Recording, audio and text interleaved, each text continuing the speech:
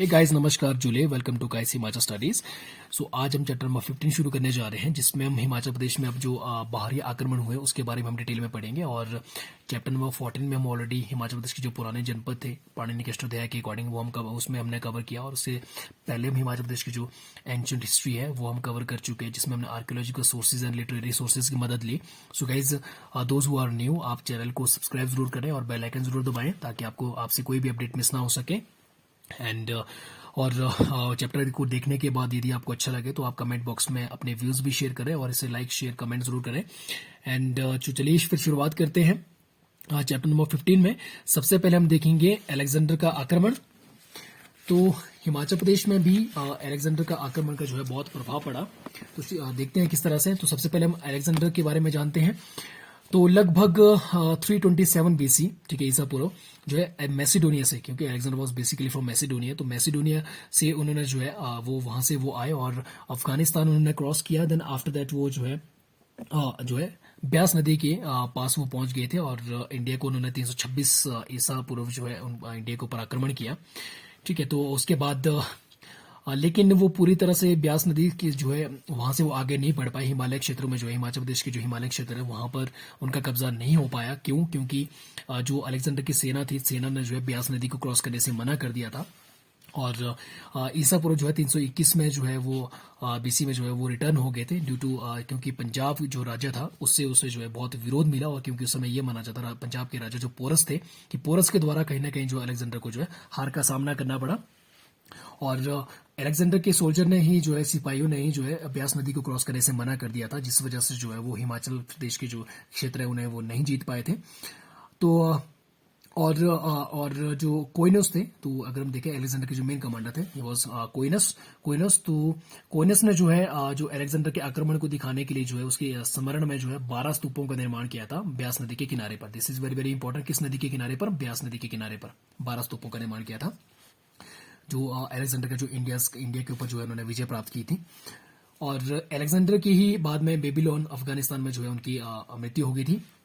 और ये माना जाता है हिमाचल प्रदेश के इतिहास से जो एक प्राचीन इतिहास से जुड़ा हुआ जो अलेक्जेंडर से जुड़े हुए तथ्य हैं वो इस तरह से मानते हैं कि अलेक्जेंडर की ही सेना के 6 जो सिपाही थे वो कहाँ जाके बस गए थे? वो जो है मलाना गांव में जाके बस गए थे। और मलाना गांव जिसे जो है विश्व का सबसे प्राचीन लोकतंत्र कहा जाता है, मलाना विलेज। एंड और ये माना जाता है कि यही जो सोल्जर हैं अब जो मलाना वासी है इन्हीं को ही जो है अपना वंशज मानते हैं। और मलाना गांव के बारे में एक और कहानी भी है कि किसी समय जो है जब अकबर, मुगलों के बादशाह जो अकबर थे, अकबर के शासनकाल के समय जो है अकबर ने मलाना देवता जो जमलू देवता है उनके जो कोष से जो है खजाने से जो है जो सिक्के थे वो दिल्ली दरबार मंगवाए थे अपने पास। ठीक है, तो उन्हें जो है फोर्सफुली लाया गया वहां से।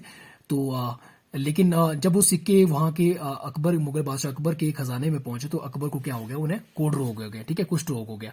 तो जब देखा तो उसके बाद ये पाया गया कि भाई ये जो कुष्ठ रोग आपको हुआ है ये किस वजह से हुआ है? जो आपने मलाना देवता जो जमदग्नि ऋषि है उनके, जिन्हें जामलू देवता कहा जाता है, तो वहां से जो आपने चुरा के जो ये खजाना लाया है, कोष को जो पैसे लाए हैं, कि भाई ये उसी की वजह से है। तो उसके बाद बादशाह को क्या करना पड़ा? बादशाह को जो है वो सिक्के जो है, ठीक है, पूरा इज्जत के साथ जो है बाइज्जत जो है आपको उस वो जो है जमलू देवता के खजाने में फिर से वापस रखने पड़े।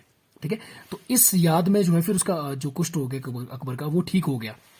और इस याद में जो है वहां पर जो है फाल्गुन में मेला लगता है, फाल्गुन मेला। ठीक है, फागली मेला, फाल्गुन। तो this is really very very important. तो किस घटना के उसमें लगता है? वो इस घटना के रूप में लगता है। और ये इसी जमदग्नि ऋषि को जो है से चांदी से बने हुए जो घोड़ा है वो चढ़ाया जाता है। और जमलू देवता है मलाना के लोकल देवता, तो उन्हें जो है जमदग्नि ऋषि का ही रूप माना जाता है। And Malana village is famous as the world's oldest democracy. तो इस तरह से जो है अलेक्जेंडर का भी हिमाचल के प्राचीन इतिहास में जो है एक प्रमुख स्थान है। तो अलेक्जेंडर के आक्रमण के बाद हम बात करते हैं मौर्यन पीरियड की। तो मौर्य वंश के जो प्रमुख राजा है चंद्रगुप्त मौर्य, तो उनका संबंध जो है हिमाचल प्रदेश के इतिहास से है। तो लगभग 324 जो बीसी में जो है ईसा पूर्व में जो है चंद्रगुप्त मौर्य ने जो है वो महाराजा बने थे चाणक्य की मदद से। और वो उन्होंने जो है थ्रोन ऑफ मगधा, उन्होंने जो है मगधा का शासन संभाला था पाटलिपुत्रा में। और किसको उन्होंने जो है उखाड़ फेंका था? नंदा डायनेस्टी को। ठीक है, this is very very important. तो चंद्रगुप्त मौर्य जिसका शासनकाल लगभग 345 ईसा पूर्व से लेकर 300 ईसा पूर्व तक माना जाता है। तो चंद्रगुप्त मौर्य ने भी जो है हिमालय के जो हिमाचल प्रदेश के जो हिमालय क्षेत्र थे उन्हें जो है अपने कब्जे में करने की कोशिश की थी, बट लेकिन उन्हें जो चंद्रगुप्त मौर्य को जो है 5 राजाओं के द्वारा जो है उनका विरोध किया गया था, तो विरोध का सामना करना पड़ा। और उन 5 राजाओं में से यहाँ पे चित्रवर्मन भी एक राजा थे। This is very very important. और गाइज मैं आपको बताना चाहूं कि प्रीवियस चैप्टर नंबर 14 में जब हम कुलुताज जनपद के बारे में पढ़ रहे थे तो वहां पर थोड़ा सा मैंने आपको गलत इंफॉर्मेशन दी है। So that was due to थोड़ा सा नेम की कंफ्यूजन की वजह से था। तो जो हमने बात की कि पुराने जब चंद्रगुप्त मौर्य जो है हिमालय क्षेत्रों में मदद मांगने आए थे तो कुल्लू के राजा उस समय जो है मैंने वहां पे पर्वतेश्वर बताया है आपको, तो वो गलत है, पर्वतेश्वर नहीं, ये चित्रावर्मन थे। तो वो मैं ऑलरेडी मैंने जो आपके डिस्क्रिप्शन में भी डाल दिया है कोरिजेंडम, तो वो उसे आप चित्रावर्मन कीजिए, क्योंकि जो राजा पर्वतेशनी वो पर्वतक थे, तो उस समय वो त्रिकर्ता जालंधर के राजा थे। तो चंद्रगुप्त मौर्य, तो आप काइंडली से ध्यान इसे नोट करें। तो चंद्रगुप्त मौर्य जब हिमालय क्षेत्रों में जो है हिमाचल के राजाओं से जो है वो मदद लेने आए थे, तो उस समय 5 राजाओं से उनको जो है सामना करना पड़ा विरोध का। तो उसमें से एक राजा कुल्लू के राजा चित्रावर्मन भी थे। और ये भी माना जाता है कि ये जो मदद लेने आए थे वो क्यों आए थे, क्योंकि वो नंदा डायनेस्टी को हराना चाहते थे। ठीक है, इसलिए चाणक्य और चंद्रगुप्त ने जो है किसकी मदद ली थी, पहाड़ी राजाओं की मदद लेना चाहते थे, जिसमें से जलंधर और त्रिगर्ता राजा जो प्रवर्तक थे वो उन्होंने उनकी मदद की भी थी। ठीक है, और किरात, कुलिंद, खश, ये सभी ट्राइब्स जो है इन ट्राइब्स की जो सेना है, जनपद की जो सेना है, वो चंद्रगुप्त मौर्य की आर्मी में जो है सेना में उन्हें शामिल किया गया था। और उसी समय ही, क्योंकि कुलिंद का भी वर्णन मिलता है, कुलिंद, कुलुताज, ये सभी जो है चंद्रगुप्त मौर्य के शासनकाल के समय जो है इनका वर्णन मिलता है। कुलिंद राज्य उस समय जो है चंद्रगुप्त, क्योंकि जब पहाड़ी इलाकों में वो मदद के लिए आए थे तो उन्होंने कुलिंद राज्य को जो है शिर मौर्य मतलब शीर्ष में रखा था। तो मौर्यन जो मौर्यंस थे उन्होंने जो है मौर्यन राजा ने उन्हें जो है कुलिंद को जो है शिर मौर्य की संज्ञा दी थी कि शीर्ष होने पर। ठीक है, और कहीं ना कहीं वही शिर मौर्य बाद में जाके किसका नाम बना, सिरमौर बना। और सिरमौर रियासत का ही पुराना नाम क्या था, सुलोकन्या था, ये भी आपको याद रखना है। तो जो आपका एक वर्णन मिलता है कि जो विशाखा के द्वारा जो मुद्रा राक्षस में ये वर्णन किया गया है नाटक में कि त्रिगर्ता और जो कुलिंद थे, क्योंकि चंद्रगुप्त मौर्य जब पहाड़ी इलाकों में आए थे तो त्रिगर्ता और कुलिंद से उन्होंने हेल्प मांगी थी। त्रिगर्ता के राजा थे आपके प्रवर्तक, तो त्रिगर्ता और कुलिंद दोनों ही जनपद ने जो है उनकी मदद की थी, लेकिन सिवाय एक जनपद जो थे आपके जो कुल्लू के कुलुता जनपद, जिसके राजा थे आपके चित्रावर्मन। तो चित्रावर्मन ने उन्हें जो है अपोज किया था। ठीक है, किसके साथ, जो 4 अदर जनपद थे उनके साथ। ठीक है, बेसिकली जो टोटल ऑफ 5 जनपद थे जिन्होंने इनका 5 स्टेट्स थे जिन्होंने इनका विरोध किया था, उसमें से चित्रावर्मन एक स्टेट के राजा थे, जब उन्होंने जो है जो हिल स्टेट्स को अपने अधीन करना चाहा था। और चंद्रगुप्त के ही आगे जो ग्रैंडसन माना जाता है, तो ग्रैंडसन अशोका ने जो है मज्जिम और 4 बुद्धिस्ट मॉन्क्स को जो है एक मिशन पर भेजा था हिमालय में, किसके लिए, बौद्ध धर्म के प्रचार करने के लिए। This is very very important. तो वो कौन, मज्जिम के साथ 4 जो बुद्धिस्ट मॉन्क्स थे उनके नाम क्या क्या है वो भी आपको पता होना चाहिए। कसप्पा गोटा, डुंडी पिसारा, सहादेवा और मुल्का देवा। This is really very very important, तो ये नाम आपको याद रखने हैं। तो अकॉर्डिंग टू, अगर हम महावंशा के अकॉर्डिंग देखें, महावंशा के अनुसार जो मज्जिम के साथ जो है 4 मॉन्क्स को जो हमने नाम देखे ऊपर, उन्हें जो है बुद्धिज्म का, बौद्ध धर्म का प्रचार करने के लिए 5 अलग अलग देशों में भेजा गया। ठीक है, उनमें से हिमाचल प्रदेश, गढ़वाल और कुमाऊं भी एक थे। और अगर हम बौद्ध धर्म का देखें तो बौद्ध धर्म हिमालय में जो मुख्य लगभग 242 ईस्वी पूर्व पहले जो है हिमालय क्षेत्रों में बौद्ध धर्म का प्रचार हुआ। This is very very important. और हिमाचल प्रदेश में अगर हम मुख्यतः हम जो है बुद्धिज्म के प्रचार की बात करें तो वो लॉर्ड पद्मासंभव के द्वारा किया गया था 8वीं शताब्दी में। और लॉर्ड पद्मासंभव के द्वारा जो फेमस बुद्धिस्ट स्कॉलर रहे हैं, तो पद्मासंभव के द्वारा हिमालय क्षेत्र में बहुत सी गोम्पा मोनेस्ट्रीज की भी स्थापना की गई है। और यदि हम देखें तो ह्यून त्सिंग, जो हमने बात की कि 630 से लेकर लगभग 600 जो है वो 48 ईस्वी तक जो है इंडिया भारत में रहे, तो वो एक फेमस चाइनीज ट्रेवलर थे जिन्होंने सीयू की किताब लिखी, जिसमें उन्होंने अपनी यात्राओं का वर्णन किया। तो उस समय जो भारतवर्ष के राजा थे वो राजा हर्षवर्धन थे। तो हर्षवर्धन के समय उन्होंने जो है भारत यात्रा की, और ये लगभग ये जालंधर में भी जो है राजा उत्तितास के मेहमान रहे लगभग 4 महीने तक। तो ह्यून त्सिंग ने अपनी किताब सीयू की में वर्णन किया है, जिसमें उन्होंने जो है कुल्लू, सिरमौर, कांगड़ा, ठीक है, इन इन रियासतों का वर्णन किया गया है। और उन्हीं के द्वारा ये जो अशोक की स्तूपा है उनका भी वर्णन किया गया है। ठीक है, अशोक का जो रॉक एडिक्ट है, वेरी वेरी इंपॉर्टेंट, अशोक का जो रॉक एडिक्ट है वो कालसी में है, जो अब जौनसार रीजन में है। जौनसार बावर रीजन जो आपका उत्तराखंड का है, वहां पर है वो। और ह्यून त्सिंग के द्वारा ही जो है ये भी लिखा गया है, ये वर्णन किया गया है कि कभी कि किसी समय जो है लॉर्ड गौतम बुद्धा ने भी जो है इन हिमालय क्षेत्रों की यात्रा की थी। और ये बताया गया है कि लॉर्ड बुद्धा ने जो है कांगड़ा, कुल्लू, सिरमौर और मंडी की यात्रा लगभग कब की थी? 600 बीसी में, ठीक है, कि जब उन्होंने जो है बौद्ध धर्म का वहां पे प्रचार किया था। तो अब यदि हम अशोका के जो स्तूपास की अगर बात करें तो कुल्लू में जो है कहाँ वर्णन किया गया उनका? कलात जगह पे, और कांगड़ा में छेत्रु जो जगह है, ठीक है, वहां पर जो है उसका संबंध कहाँ से किससे माना जाता है? अशोका के स्तूपा से। ठीक है, जो हम अशोका का जो रॉक एडिक्ट की अगर बात करें तो वो कहाँ पर है? कालसी में, जो अब जौनसार बावर रीजन है उत्तराखंड का। और अलिया जो कालसी है वो डिस्ट्रिक्ट सिरमौर रियासत का ये पार्ट था, लगभग 1815 ईस्वी तक ये इसका पार्ट रहा, और लेकिन उसके बाद ये जो है उत्तराखंड का हिस्सा बन गया। नेक्स्ट हम बात करते हैं जो शुंगा पीरियड था, ठीक है, शुंगा शासन। तो शुंगा शासन काल लगभग माना जाता है जो पुष्यमित्रा के द्वारा जो है शुंगा डायनेस्टी की स्थापना की गई थी, वंश की स्थापना की गई थी। और किसको मारने के बाद? राजा बृहदर्ता को मारने के बाद जो है शुंगा डायनेस्टी की स्थापना की किसने? पुष्यमित्रा ने। तो शुंगा जो काल है वो लगभग 187 ईसा पूर्व से लेकर 75 ईस्वी तक का माना जाता है। बट शुंगा जो है उतने मजबूत नहीं थे, तो वो हिल स्टेट्स को ज्यादा अपने अधीन वो कंट्रोल में नहीं रख पाए। और उसके बाद जो है 1st सेंचुरी एडी में जो है शाकाज ने अटैक किया हिल स्टेट्स को, और उसके बाद फिर कुषाण पीरियड, उनका कुषाण काल जो है शुरू हुआ। नेक्स्ट हम बात करते हैं कुषाण काल की। तो कुषाण राजाओं का शासन काल है वो लगभग 20वीं ईस्वी से लेकर 225 ईस्वी तक ही माना जाता है। और इनके जो प्रमुखतः जो राजा थे वो कनिष्क और हविष्क, दो बहुत प्रसिद्ध राजा हुए हैं इनके। तो कुषाणों के लगभग 382 कॉइन्स पाए जाते हैं, माने जाते हैं, जो पाए गए हैं हिमालय क्षेत्रों में, हिमाचल प्रदेश में। तो उनमें से जो 40 कॉइन है वो कहाँ पर पाए गए हैं? जो कालका कसौली रोड है वहां पर वो पाए गए हैं। और एक कॉइन कुषाण का जो है कन्यारा में पाया गया, दैट्स इन कांगड़ा। और कनिष्क के सबसे जो पावरफुल राजा माने गए हैं वो कनिष्क माने गए हैं। सॉरी, कुषाण पीरियड, कुषाणों के राजा कनिष्क।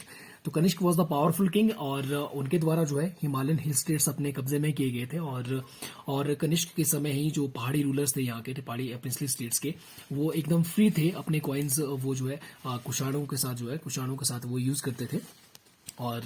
और बाद में जो है यही कनिष्क राजा इन्होंने जो है बौद्ध धर्म को अपना लिया था। और उसके बाद उन्हें जो 4th जो बुद्धिस्ट कॉन्फ्रेंस हुई, ठीक है, उसकी जो जगह है वो भी कहीं ऐसा मेंशन किया गया है कि उसे जो है जालंधर में जो है, और जिसका संबंध जो है त्रिकर्ता से है, वहां पर इसका आयोजन आयोजन किया हुआ माना जाता है। चलिए नेक्स्ट हम बात करते हैं गुप्ता पीरियड। तो गुप्ता पीरियड के अगर हम देखें तो पावर में कब आया? 4th सेंचुरी एडी के आसपास, from Magadha, capital at Pataliputra. और अब गुप्ता वंश की स्थापना किसने की गई थी? ये श्रीगुप्त के द्वारा की गई थी, जो ग्रैंडफादर है चंद्रगुप्ता वन के। और ग्रेटेस्ट किंग अगर गुप्ता वंश के माना जाए, जिनका जो है हिमाचल से भी संबंध है, वो है समुद्रगुप्ता। तो समुद्रगुप्ता को नेपोलियन ऑफ इंडिया भी कहा जाता है। नेपोलियन, क्योंकि आपको पता होगा नेपोलियन जो बोनापार्ट है, he was the great French revolutionary थे वो। और फ्रेंच रेवोल्यूशन में उनका बहुत इंपॉर्टेंट रोल था, और बहुत से उन्होंने जो है सक्सेसफुल कैंपेन्स भी किए। एंड तो उसी तरह से जो है समुद्रगुप्त का भी जो है विजय अभियान जो है नेपोलियन की तरह था। तो इसलिए जो है बहुत सी विजय पाने के बाद जो है समुद्रगुप्त को भी जो है नेपोलियन ऑफ भारत कहा जाता है, नेपोलियन ऑफ इंडिया। तो और समुद्रगुप्त को ही कौन सी संज्ञा दी जाती है? कविराज के नाम से उन्हें पुकारा जाता है।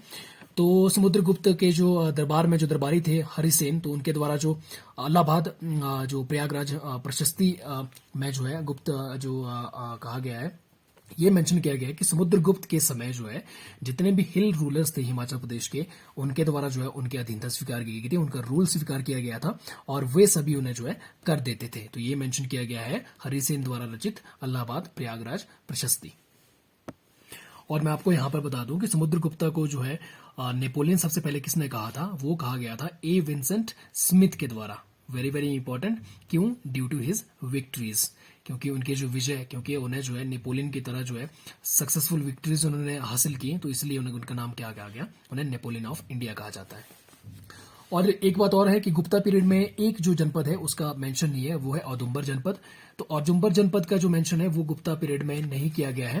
तो इसका जो कारण ये माना जाता है कि शायद जो औदुंबरा जनपद है, क्योंकि शाका जो राजाओं के द्वारा जब औदुंबरा के ऊपर अटैक किया तो शायद उसकी वजह से वो वीक हो गए, तो इस वजह से जो है उनका एंड हो गया। ठीक है, तो ये कारण माना जाता है औदुंबरा जनपद का उसमें वर्णन ना होने का। तो ये भी आपसे क्वेश्चन पूछा जा सकता है कि हिमाचल प्रदेश में जो गुप्ता शासनकाल के समय जो है किस जनपद का वर्णन उसमें नहीं किया गया है, तो आपका आंसर होगा औदुंबरा। और औदुंबरा के बारे में ऑलरेडी प्रीवियस चैप्टर में पढ़ चुके हैं कि औदुंबरा कहाँ है। एट प्रेजेंट वो नूरपुर में रहते हैं। नूरपुर कांगड़ा के नूरपुर के निवासियों को जो है औदुंबरा की संज्ञा दी गई है। और वो जो है उनके जो प्रमुख देवता है वो शिव देवता थे उनके। और उनके जो सिक्के थे ब्राह्मी और ख्रुष्ट की स्क्रिप्ट में लिखे गए थे, खुदाई थी उसमें की गई थी।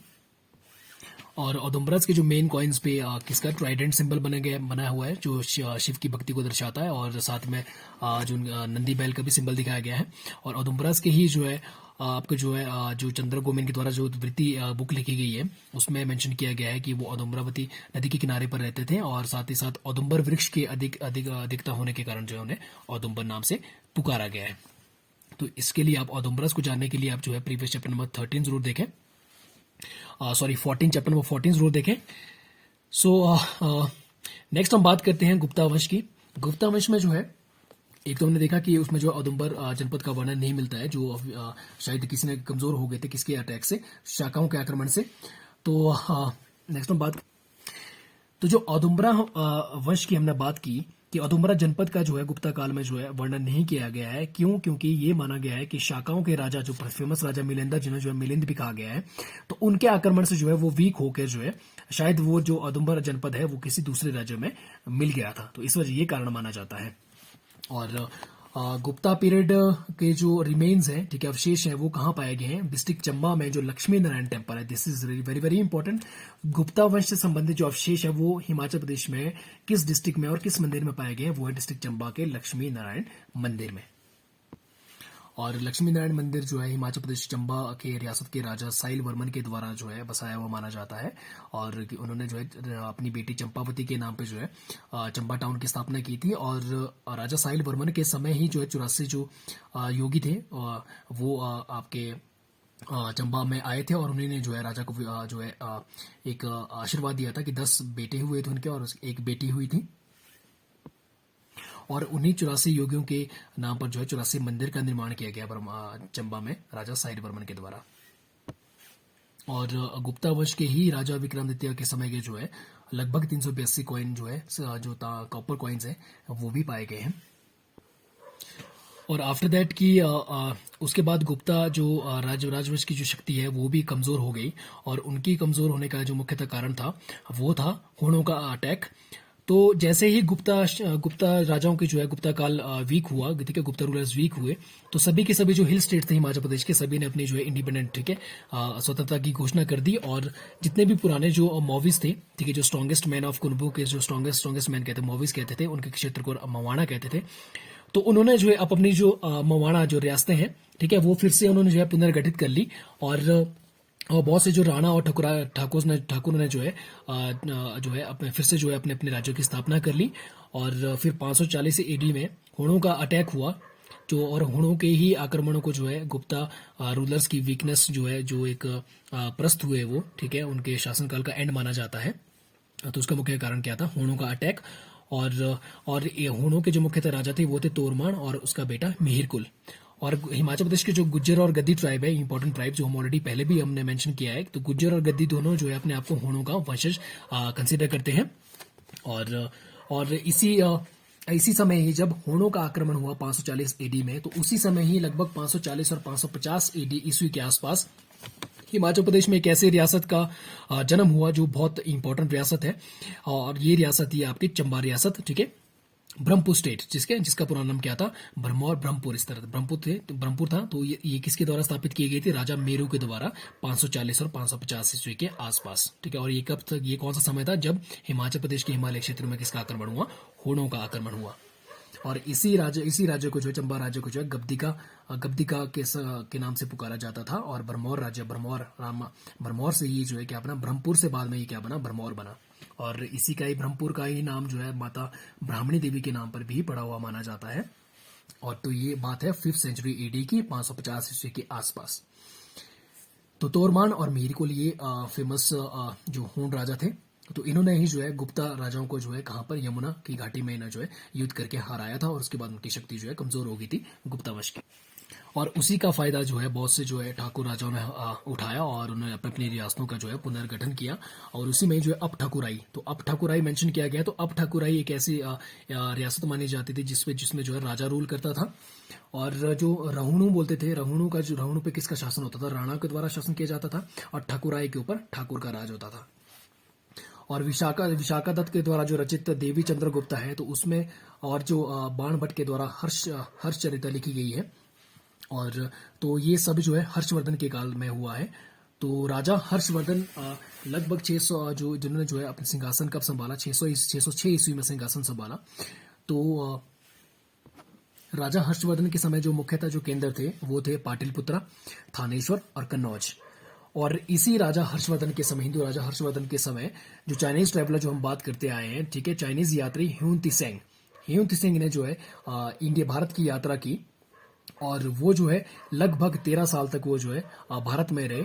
630 ईस्वी में वो सबसे पहले भारत आया, तो 630 से लगभग 644 ईस्वी तक वो भारत में रहे। और 635 ईस्वी में यही ह्यून त्सिंग चाइनीज यात्री ने जो है जालंधर की यात्रा की थी। और उस समय जालंधर के राजा थे राजा उत्तितास। और राजा उत्तितास के वहां पर ये मेहमान बन के जो है लगभग 4 महीने तक रहे थे।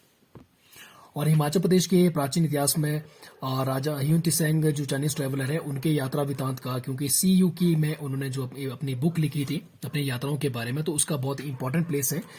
तो उन्हीं की यात्रा वृतांत में जो CU की में हमें ये मेंशन मिलता है कि वो जो है कुल्लू राज्य की भी उन्होंने यात्रा की।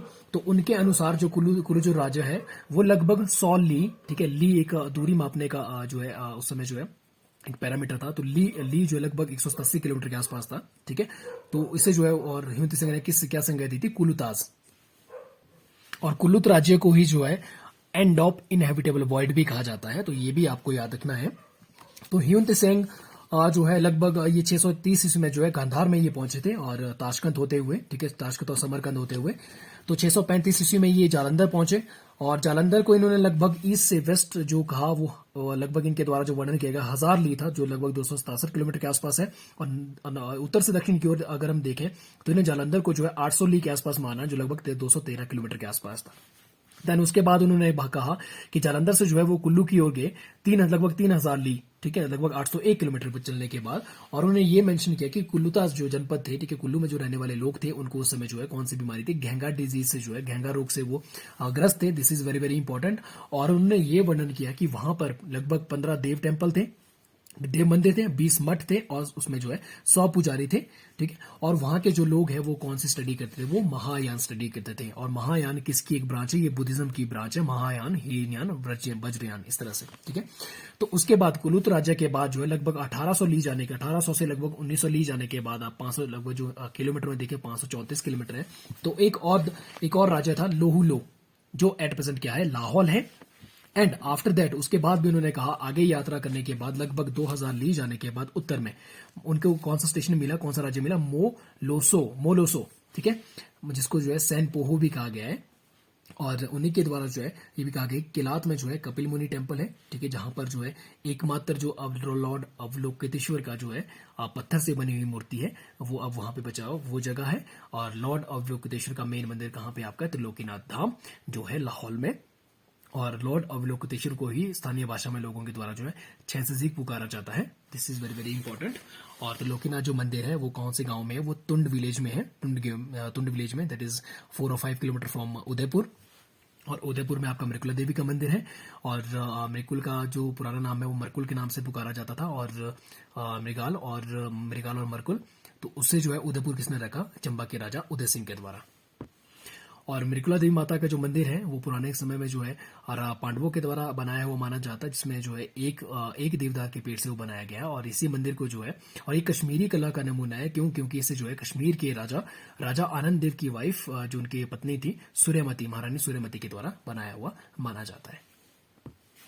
तो इसके बाद ह्यून तिसेंग जो है थानेश्वर आए, और थानेश्वर के बाद जो है वो कहाँ गए, गोकंठ मुट के, देन उसके बाद वो शुगना जो है शुगना देश की यात्रा की उन्होंने। और ह्यून तिसेंग को माना जाता है कि जया गुप्ता के साथ उन्होंने जो है सुरगुन राज्य की यात्रा की। सुरगुना ही जो है जिसे सिरमौर माना जाता है, ठीक है। सिरमौर का पुराना नाम सुलोकना भी है, और सिरमौर जो है शिरमौर्य चंद्रगुप्ता के समय जो है ये उनके राज्यों में शीर्ष पर होने से जो है इसको शिरमौर्य की संज्ञा थी, वही आगे जाके क्या बन गया, सिरमौर बन गया। तो 700 ईस्वी के आसपास जो है पूर्वी भारत में यह माना जाता है कि उस समय जो है वज्रायन का जो है वहां पे जो वज्रायन जो शाखा है बुद्धिज्म की, उसका जो है प्रचार हुआ। और जब वो जो है चाइना की ओर जाते हुए जो है 643 ईस्वी में, उस समय भी ये माना जाता है कि वो फिर से एक बार जो है जालंधर में रुके थे। और उसके बाद जो है राजा हर्षवर्धन की 647 ईस्वी में मृत्यु हो गई, और उसके बाद जो है डाउनफॉल स्टार्ट हुआ।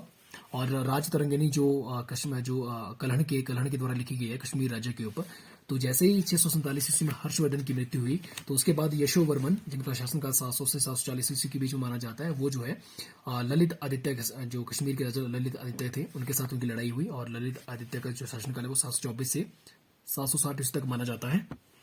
और इन दोनों राजाओं में जो है यशोवर्मन को हार का सामना करना पड़ा। और इसी समय ये भी माना जाता है कि इसी समय जो त्रिगर्ता और ब्रह्मपुर जो राज्य थे वो यशोवर्मन के अधीन आए थे, ठीक है। और 9th सेंचुरी एडी में ये पाया जाता है कि जो क्योंकि त्रिगर्ता और ब्रह्मपुर जो हम कह रहे थे पहले जो राज्य हैं, और प्लस कुछ अदर जो हिल स्टेट्स थे वो यशोवर्मन के अधीन थे। और 9वीं शताब्दी में जो है त्रिगर्ता और जो सतलुज के जो अपर क्षेत्र थे, ऊपरी क्षेत्र थे, उस पर भी जो है किसका कब्जा था, कश्मीर राज्य का कब्जा था। और क्यों, इसका मेन कारण यह था क्योंकि उस समय त्रिगर्ता के जो राजा थे वो थे राजा पृथ्वीचंद। तो राजा पृथ्वीचंद ने जो है कश्मीर के राजा शंकर वर्मन की अधीनता स्वीकार करने से मना कर दिया था। तो उसके बाद उनके बीच में लड़ाई हुई, और लड़ाई में जो है पृथ्वीचंद को हार का सामना करना पड़ा। तत्पश्चात जो है त्रिगर्ता राज्य और सतलुज के ऊपरी जो क्षेत्र है वो किसके अधीन आ गए, कश्मीर राज्य के अधीन आ गए। तो इस सब का वर्णन जो है कल्हण के द्वारा रचित जो आपके राजतरंगिणी है उसमें इसका वर्णन किया गया है। और हिमाचल प्रदेश के इतिहास में निर्मंड की जो कॉपर प्लेट है, निर्मंड प्लेट, ठीक है, निर्मंड कॉपर प्लेट का बहुत महत्वपूर्ण योगदान है। तो निर्मंड कॉपर प्लेट को एक तरह का एक बहुत इंपॉर्टेंट एविडेंस माना जाता है, प्रमाण, जिसमें यह प्रमाण मिलता है कि राजा हर्षवर्धन के समय जो है जो हिमाचल प्रदेश के पहाड़ी इलाके थे वो उनके अधीन थे। तो लगभग 700 ईस्वी शताब्दी के आसपास की ये बात है। तो Nirmand copper plate is very important document, एक इंस्क्रिप्शन, जो एक एंशिएंट इंस्क्रिप्शन मान सकते हैं हम। और निर्मंड कॉपर प्लेट में अगर हम देखें तो महासमंता महाराजा समुद्र सेना से इसका संबंध है, जो लगभग 600 शताब्दी के आसपास की रिटर्न मानी जाती है। बट डॉक्टर फ्लीट के द्वारा जो है ये माना जाता है कि ये जो है ये 6वीं शताब्दी की नहीं है, ये जो है 7वीं शताब्दी की है। तो ये भी है। और इसके बाद जो आर.एस. त्रिपाठी है, तो आर.एस. त्रिपाठी के अकॉर्डिंग ये जो है राजा हर्षवर्धन के समय की जो है ये निर्मल कॉपर प्लेट है। तो निर्मल कॉपर प्लेट के ऊपर भी अलग अलग स्कॉलर्स के अलग अलग मत है। तो मुख्यतः जो निर्मल कॉपर प्लेट के ऊपर जो नाम मेंशन किए गए हैं वो है महासमंता महाराजा वर्मा सेना, और उनके बेटे महाराजा संजय सेना, और उनके बेटे आगे महाराजा रवि सेना, और उनके आगे बेटे महासमंता महाराजा समुद्र सेना। तो समुद्र सेन को जो है किसका बेटा माना जाता है, he was son of Mir Lakshmi. और निर्मल कॉपर प्लेट में जो है ईयर 6 मेंशन किया गया है, और उसमें डिनोट किया गया है कि भाई जो ईयर्स जो 6वीं शताब्दी थी वो जो है राजा समुद्र सेन का जो है शासनकाल का उनका जो क्राउनिंग है उस समय की गई थी। और ये भी माना जाता है कि निर्मंड जो कॉपर प्लेट है वो किसके शासनकाल से संबंधित है, वो स्पीति के राजा के शासनकाल से भी संबंधित है। और यदि हम साइज की बात करें तो निर्मंड कॉपर प्लेट का जो साइज है दैट इज 32 × 40 सेंटीमीटर। और ये माना जाता है कि जो समुद्र सेन की माता थी परमा देवी महाभद्रिका मिहिर लक्ष्मी, तो ये जो है ये चाहती थी कि जो है जो मीर लक्ष्मी मीर लक्ष्मी समुद्र सेन की माँ थी, वो ये चाहती थी कि मीरेश्वर का जो आइडल है वो स्थापित किया जाए, ठीक है, और उनकी जो है पूजा पाठ किया जाए। तो राजा समुद्र सेन ने जो अपनी माँ की इच्छा पूरा करने के लिए जो है जो आपका मीरेश्वर आइडल उसकी वर्शिप करने के लिए समुद्र सेन ने जो है शुलिस गांव और जो भूमि है और कुछ फॉरेस्ट जो लैंड जो है वो ब्राह्मणों को किसको दी थी, निर्मंड के ब्राह्मणों को दी थी, शुलिस गांव और उसकी लैंड।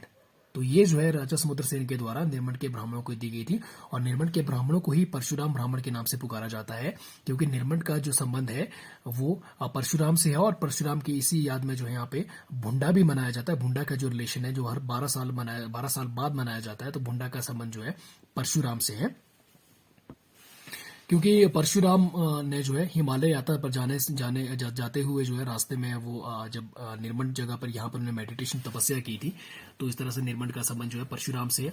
और निर्मंड का संबंध ये भी माना जाता है कि क्योंकि ऋषि जमदग्नि, अपने पिता ऋषि जमदग्नि ऋषि के कहने पर उन्होंने जो अपनी माता रेणुका का वध किया था, तो रेणुका का जो निर्मुंड, ठीक है, कि बिना सिर का, बिना मुंड मतलब सिर का जो धड़ था उनका वो निर्मंड में गिरा था, तो इस वजह से भी इसका नाम जो है निर्मंड पड़ा। और निर्मंड में आपको बता दूं कि एट प्रेजेंट परशुराम और अंबिका माता का यहाँ पे भव्य मंदिर है, शिखर स्टाइल में बना है।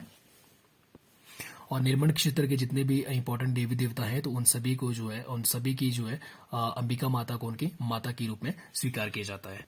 और मैं आपको ये भी बता दूं कि निर्मंड क्षेत्र का संबंध जो है, निर्मंड हिमाचल प्रदेश का सबसे बड़ा गांव है, और निर्मंड में ही जो फेमस फेस्टिवल है, जो बूढ़ी दिवाली त्योहार है, वो निर्मंड में ही मनाया जाता है, जिसमें जो है मुख्यतः रामायण और महाभारत के गानों से संबंधित है वो। और निर्मंड में ही भुंडा महोत्सव भी आयोजित किया जाता है, जो हर 12 साल बाद आयोजित किया जाता है। और यहाँ पर जो परशुराम टेम्पल है, तो परशुराम टेम्पल में जितने भी जो अस्त्र शस्त्र जो परशुराम के द्वारा यूज किए जाते थे उस समय, तो उनको जो है जब भुंडा महोत्सव होता है तो उस समय उन्हें जो है बाहर लगाया जाता है, और लोग उन्हें जो है देख सकते हैं। नेक्स्ट हम बात करें तो जैसे ही राजा हर्षवर्धन की जब उनकी मृत्यु हो गई, तो मृत्यु के बाद जो भारत ऑलमोस्ट जो है छोटे छोटे स्टेट्स में बंट गया था, और इस तरह से जो है राजपूतों का जो आगमन हुआ वो माना जाता है, जो लगभग 8वीं शताब्दी से लेकर 12वीं शताब्दी के बीच का माना जाता है। इसे राजपूत पीरियड कहा जाता है। तो ये था आपका जो हमने अभी एंशिएंट हिस्ट्री में पढ़ा। तो नेक्स्ट जो पार्ट रहेगा वो हम शुरू करेंगे मेडिवल हिस्ट्री चैप्टर नंबर 16 में। सो आई होप कि आपको चैप्टर अच्छा लगा होगा। सो आप कमेंट बॉक्स में ज़रूर लिखें, अपने व्यूज़ आप ज़रूर शेयर करें कि आपको कंटेंट आपको अच्छा लग रहा है, क्या इसमें आपको कमी लग रही है, तो वो भी आप शेयर करें। And thank you for watching this chapter till and, and keep supporting and share if you like. Thank you so much.